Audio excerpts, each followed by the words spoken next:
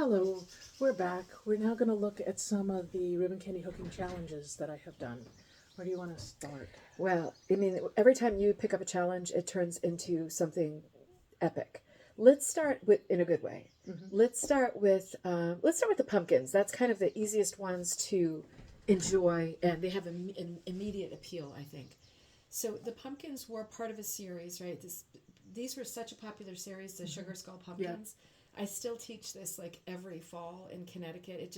It's the gift that keeps on giving. People don't get tired of pumpkins. It's a fabulous set, and you just made some new ones. Yeah.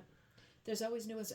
We were just saying off camera that the last issue of Magpie, the last fall issue, there was a new one in there because a lot of people have done many of them, which is exciting. So the whole point of the Sugar Skulls was to be able to enjoy this sort of not for everybody, but Halloween / Day of the Dead idea. And for a lot of people, that's not appealing at all. But for many people, it's a very whimsical time, and some people really dig into the aspect of the Day of the Dead where you're sort of communing and celebrating people who have passed. And it is it's sad, and there is that sort of grieving, mourning aspect to it, but it's also a time to celebrate, and that's what these faces are about. So for some people, they really dug into the Halloween aspect, and other people were thinking more of the Day of the Dead. But it's all kind of part and parcel, isn't it, of the same sort of idea. And this, you said I sent this to you, possibly? Yeah, you sent that pattern to me and most of the wools. Yeah. But as is true when I color your patterns, I always add a dark to your palette. So As you should. Well, no, I mean it was like I have to add that dark so that it Was the dark black? No, the dark is the purple. Very good. That was just in my stash from the purple Moonlight Project. These pumpkins don't have a background, so you added the background with those like dashes of color, and I think that is really celebratory and fun. Yeah, I was thinking it would hang a little nicely that way. Absolutely. And then you did sort of a mixed border, right? Different colors around. Yep. Super fun. And you whipped this in orange, which came out great. Yep. Yeah. Your whipping is impeccable. Like, it's impeccable. You've got to be kidding. I'm not kidding at all. That it looks like the back of a sofa. Oh. Yeah, I mean, that's very, very good. I love how you stacked the colors, like in rows, rather than trying to work them in organically, like bridge of the nose, cheeks. You just went right across with those crazy colors. Yep. Absolutely beautiful. And then you used like a soft material around the eyes, color changing, some kind of roving yarn, right? Oh, I can't see it from here. Sorry. That's a wacky one. Oh, you outlined. Yeah. This piece, well... it's that t-shirt material. Yeah. It's that t-shirt yarn. Yeah. This piece is hooked and punched from the front and back with my left and right hands. Okay. Because were you having struggles? Is that why? Okay. Yeah. So if you look at the back, you can see that I did those rows, the sparkly things on the corners. You can see I did that from the back. Look how neat it is on the back. Well, it's neat. It's neat in both, right? It has the impressionist look on the front, but you can see the workmanship on the back. Right, but compare that to the back of this pumpkin, which we haven't seen the front of yet. Yeah. Right, totally different. I love it. It looks delicious. So this is another pumpkin that you did. This is Picasso pumpkin. Yes. Did you want to talk about that? So this was part of, it was one of your Advent calendars. I think. It was. Yeah. And you had done It was the Halloween Advent calendar. Yeah, the September to Halloween. Yes. Yeah. So you had done a Picasso pumpkin person. Yes. And I switched it to a cat. Yep, with that paw sticking up. Yep, and the whiskers. Yep, and you had given us a crazy scarf. Crazy polyester scarf. Yep. And then I worked with those colors, augmenting them, and sort of enriching them. With other colors and textures. Yeah, that was an exercise, just cutting up the scarf, and it does have a wild effect, right? Because it's not a traditional rug hooking material; it's not tidy, but that sort of chaos that it creates, and it's extra good because you worked in the other colors of wool, right? But you can see bits of the scarf, loops of the scarf design, and it's meant to serve as a reminder that you can use anything. It depends on what surface effects you like. If this looks too wild for you, this scarf, then that's not your thing. Or you use the little bias maker. Yeah, that's right. Or you use the bias maker. That's a great idea. And then you have no fringe. I love how you adapted it to be a cat, right? Because it's definitely the face. You see the face, but then you added all these funny things that make it into a cat. Mm-hmm. It's perfect. And there's a little paw here too. Right. So this is where I've cut out the gold part of the scarf. Yeah. Oh, you cut out the gold. Yeah. I see. So I differentiated the parts of the scarf. I also kept this fluffy because you have the fluffy eyelash yarn used on the eyelashes and then the hair. Yeah. So it kind of they all work together. Yeah. It looks wild. That's a great idea. So you actually cut the part because that must have had a big yellow medallion or something. Yeah, the border, or there was something that was largely yellow. Well, that's perfect because those loops. I mean, it's so shiny, so lustrous. Mm-hmm. That part, and then you've got some cool material in here. What is that, like raffia or something? Oh yeah, I think it is raffia. Dang it! Or it's like Christmas ribbon or something like that. That is so cool. You see this sort of little gold material here. Another beautiful piece, and another great example of how. It's like it's a pattern, and you adapt the pattern to be something that suits your sort of sensibilities and your interest. Cats, right? I wish Bebop would come on cue right there, but she's not going to do it. No, is she? She's not. There's no way she's going to do it.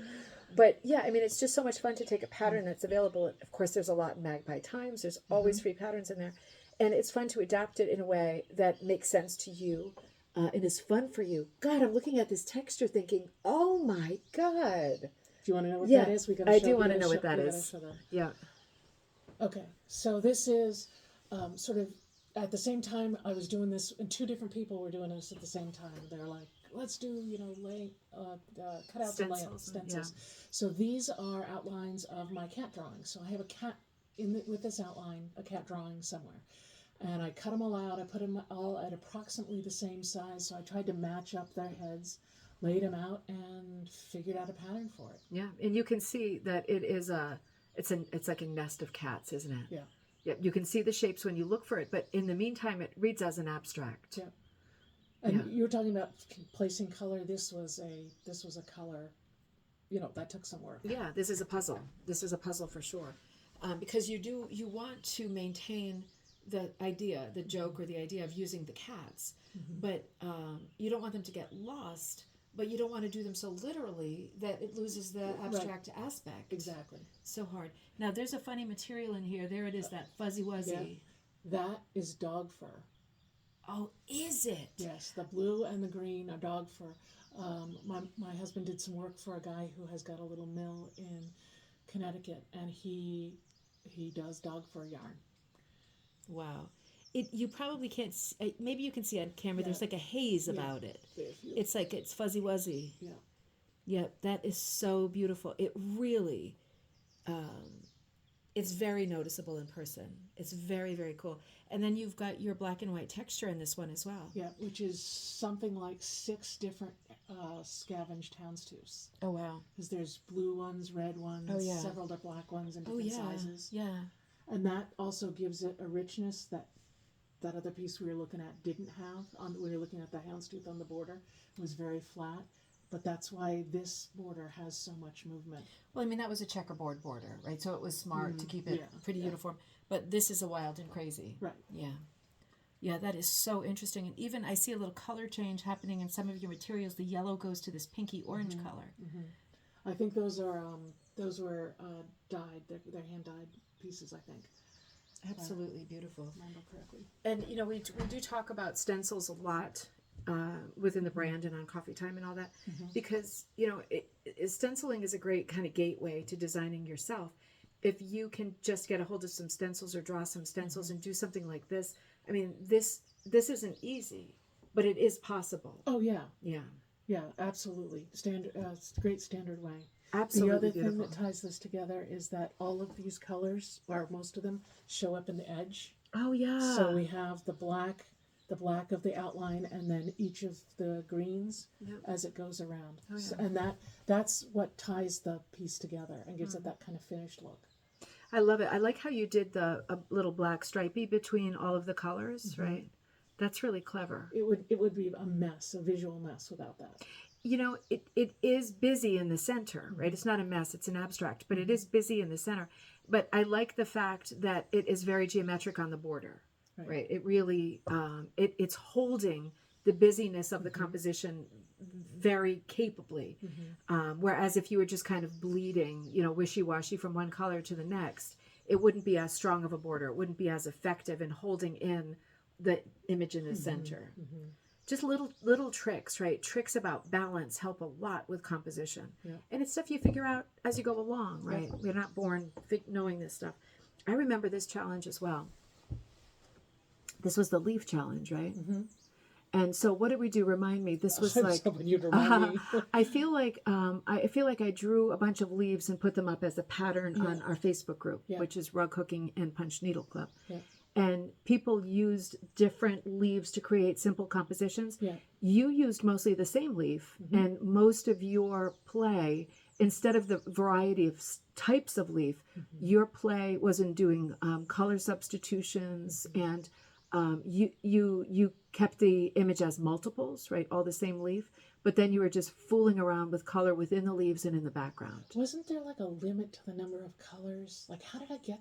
Because that's not a native color palette for me. No, I don't There think was so. something. There's some other limit that forced some of that. Huh? Maybe it was a size limit. No, could you have provided colors for that initial set of colors we had to use? Oh, you know what? I wonder if it was a. This is okay. You remember? Yeah, Because those are all your yarns. no, this is you sent this in. Is this also from? Oh my the, God! the It fall, is. The It fall? is. It is. This is from your kit. I recognize that. Yeah, I recognize Have that. we been working on the same thing for a long time? Yeah. No, my brain's just, no, these are totally, I remember some of these fibers, this fiber here that's black and brown with that little bit of Angelina in it. This, yes, you're absolutely right. This one here, the gray with the maroon, there's a few of them in here. This one here, that's the multi, were in that little kit. This one here, the really high luster pearly one. Yeah, these were in the Halloween box. That was a challenge to make that work with my stash. I bet. And this was a weird one because I remember when I got those were like cones of yarn, and I remember I found them when I was on Cape Cod at Ben Franklin. Yeah. And I said to the guy, "Oh my God, these are like crazy materials. They had nothing in common with each other. They were just cones of yarn." And I said, "These are crazy materials. Like, will you have more?" And he actually said, "Well, they kind of fell off the back of a truck." And he's like, "So I'm selling them, and they're great price to you." And I said, "Okay, so like I'm going to take them, but we can't get any more, right?" So I put them into the Halloween box because I couldn't stock them, and they were such unusual colors. But then you plugged in lots of your yarn, but you did use those materials that were in that Halloween advent calendar. You did a lot with that advent calendar. Maybe we should do a Halloween advent calendar again this year. Yeah, that was fun. It was that fun, was really wasn't fun. it? Yeah, and I did like 4 of the 30 pieces in that calendar. And this pattern, by the way, It's a is lot. in my collection for free. So it's in the Kirsten Oh, Gay. that's great. It's a free download. It's a free download. So that's at Ribbon Candy Hooking under S. Kirsten Gay tab, right? Kirsten's tab. And it's a free download. So that's a really fun thing to be able to get. This is a great composition. It's like it's a small pattern, but it's not a typical pattern. It's really unusual. Stuff this size you expect to see like a clipper ship, you know what I mean? Or like a basket of flowers. Or Lobster. Yeah. But yeah, this really teeters on abstract. There's a lot of fun here to, fill it in however you think. It's a great piece. It's a very solid small piece. Really fun. It's fun to see how different people do the challenges that are associated with the brand. It's always so diverse. And it's so good. They're all so good. They are all so good. It's true. just so much fun. I love challenges. Yeah, me too. I love challenges when they're not too hard. We're going to go to our next video. We will see you next time at Ribbon Candy Hooking.